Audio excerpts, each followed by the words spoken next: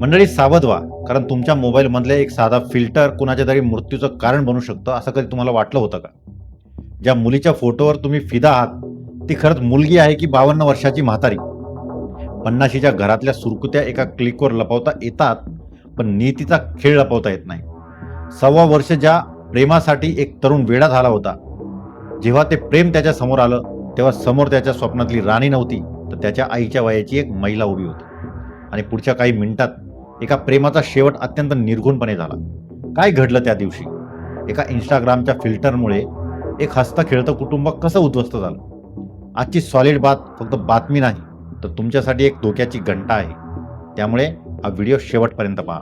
नमस्कार, मी रवी. तुम्ही पाहताय सॉलिड बात. मंडळी, आपण रोज मोबाईलवर फिल्टर वापरतो, स्वतःला थोडं उजळून पाहतो. पण याच फिल्टरच्या नादामुळे कुणाचा जीव जाऊ शकतो याचा विचार कधी केलाय का? उत्तर प्रदेशातील ही घटना सोशल मीडियाच्या आभासी जगाचा खरा आणि क्रूर चेहरा समोर आणते. ही गोष्ट आहे उत्तर प्रदेशच्या फारुखाबाद येथील डबल लाईफ जगणाऱ्या राणी देवीची. पतीशिवाय राहणारी, वय 52 वर्षाची महिला, 4 मुलांची आई आणि संसारात रमलेली गृहिणी. पण राणीला एक वेगळंच वेड लागलं होतं, ते म्हणजे इंस्टाग्रामचं. राणीला तिचं खरं वय जगाला दाखवायचं नव्हतं. ती विविध ॲप्स, फिल्टर्स वापरून स्वतःचे असे फोटो आणि व्हिडिओ तयार करायची की पाहणाऱ्याला वाटायचं ही कुणीतरी 20 ते 25 वर्षाची तरुणी आहे. फिल्टरने तिच्या चेहऱ्यावरच्या सुरकुत्या आणि वय पार पुसून टाकलं होतं. याच काळात 25 वर्षाच्या अरुणची नजर राणीच्या प्रोफाईलवर पडते. अरुणसाठी राणी ही फक्त इंस्टाग्राम मॉडेल नव्हती, तर त्याची अवस्था तुला पाहताच बाला कलेजा खालास झाला अशी झाली होती. त्याने मेसेज केले, तिने रिस्पॉन्स दिला.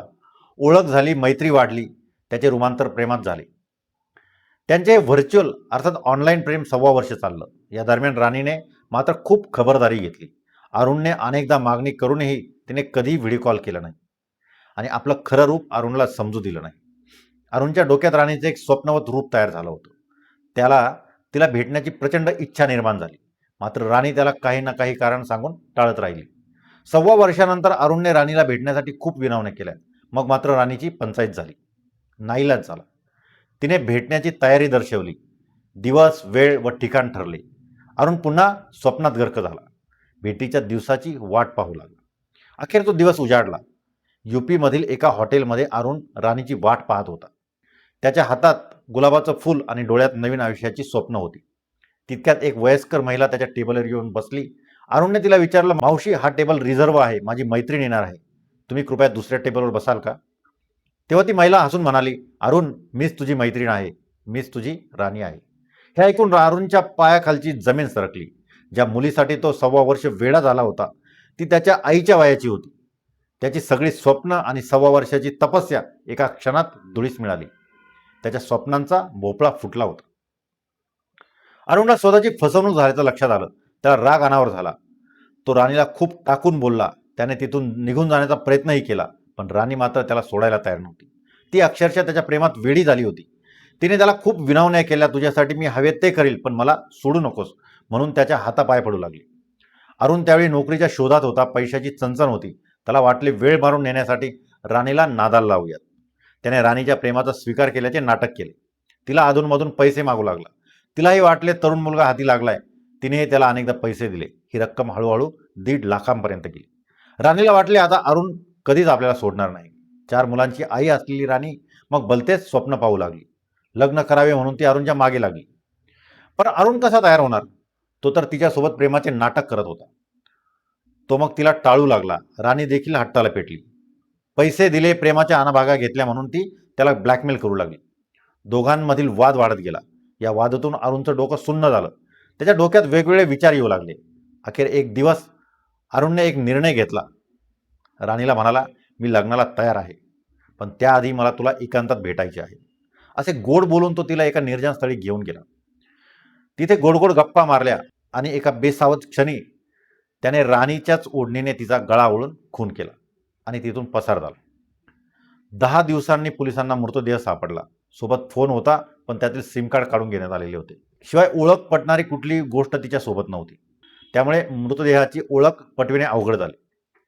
शेवटी मृतदेहाचा फोटो सर्व पोलीस ठाण्यात पाठवण्यात आला. याच दरम्यान उत्तर प्रदेशच्या फारुखाबाद पोलीस ठाण्यात 52 वर्षीय महिला बेपत्ता असल्याची माहिती मिळाली. मृतदेहाचा फोटो जुळून पाहताच राणीची ओळख पटते. मग राणीच्या मोबाईल नंबरचे CDR तपासले जातात. शेवटचा कॉल एका नंबरवर झालेला असतो, तो म्हणजे अरुणचा. त्याचे शेवटचे लोकेशन चेक केले जाते, तर तो मृतदेहाजवळचेच असल्याचे उघड होते. मग पोलीस अरुणपर्यंत पोहोचतात. अटक केली जाते. जास्त प्रयास न करताच अरुण पोपटासारखा बोलू लागतो आणि सांगतो, माझ्यासोबत फिल्टर स्कॅम झालाय. इंस्टाग्राम फिल्टर वापरून माझी फसवणूक झाली. त्यातून राणी मला ब्लॅकमेल करत होती. त्यामुळे मी तिला संपवले, अशी कबुली त्याने दिली. अरुण आता तुरुंगात आहे. विचार करा मित्रांनो, एक 52 वर्षाची महिला जी आपल्या मुलांसोबत सुखी आयुष्य जगू शकली असती, ती फिल्टरच्या खोट्या जगात अडकली आणि तिचा अंत झाला. दुसरीकडे एक तरुण ज्याचे संपूर्ण आयुष्य समोर होतं, तो रागाच्या भरात खुनी बनला आणि आता तुरुंगात चढतोय. सोशल मीडियावर जे दिसतं ते 100% खरं असतंच असं नाही.